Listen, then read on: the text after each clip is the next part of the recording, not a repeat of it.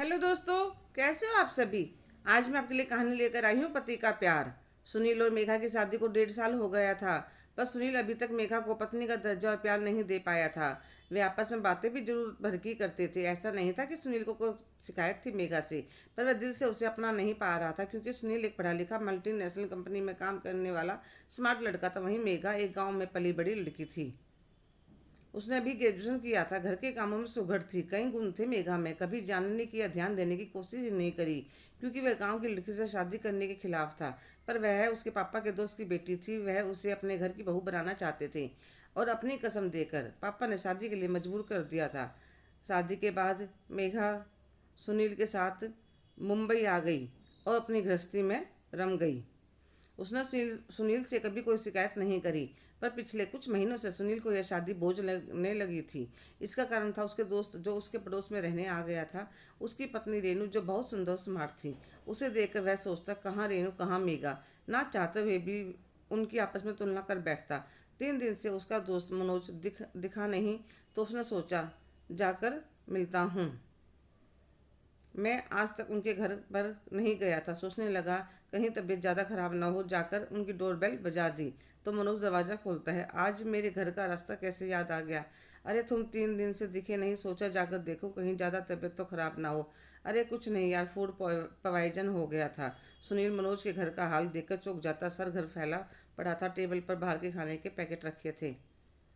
अरे मनोज, तुम भी बहुत चटोरे हो, तबीयत ठीक नहीं है फिर भी चटखारे खाने हैं। अरे नहीं यार, यह तो मजबूरी है, और अभी तो कई दिन खाना पड़ेगा। क्यों? अरे रेनू करवा चौथ की तैयारी में लगी है, मेहंदी कंपटीशन, ब्यूटी कंपटीशन। उनका कई महिलाओं का ग्रुप है, जिसमें वह सब देखते हैं सबसे अच्छी मेहंदी किसकी है, मेकअप किसका बढ़िया है, हेयर स्टाइल किसकी, ड्रेस सबसे अच्छी है, फिर सबको इनाम मिलता है।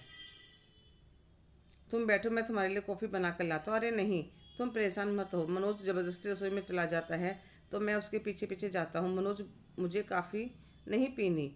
और उनकी रसोई की हालत देखकर तो मेरा सर ही घूम जाता है। सारी स्लैब पर सब्जियों को के छिलके, सिंक में झूठे बर्तनों का ढेर। मुझे तो देखकर ही उबकाई आने लगी। अरे यार, मुझे कुछ ज़रूरी काम याद आ गया, मैं चलता हूँ। और मैं जल्दी से अपने घर आ गया।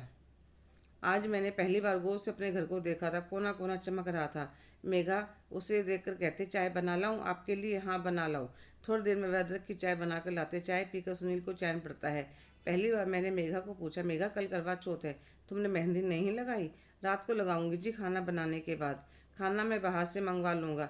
नहीं सुनील, 2 व्यक्तियों के लिए खाना बनाने में समय ही कितना लगता है, थोड़ी जल्दी बना लेना। इतने में ज़रा बाहर जाकर आता हूँ। वह बाजार जाकर मेघा के लिए एक बढ़िया सी ड्रेस, मैचिंग की चूड़ियाँ, कुछ मेकअप का सामान और एक गोल्ड की रिंग ले आता है, और रास्ते में से मेघा के लिए काजू कतली भी लेकर आता है। एक बार उसका भाई बता रहा था उसे काजू कतली बहुत पसंद है। इस करवे पर वह 1.5 साल की कमी को पूरा करना चाहता था।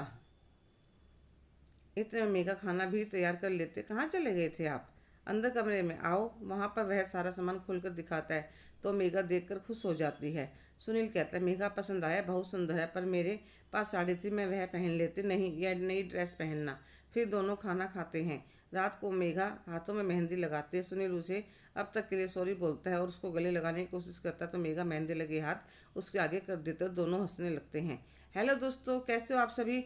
आज की कहानी आपको कैसी लगी, कमेंट करके ज़रूर बताइएगा। अगर आप मेरे चैनल पर नए हैं तो लाइक, शेयर, सब्सक्राइब करना ना भूलें। धन्यवाद।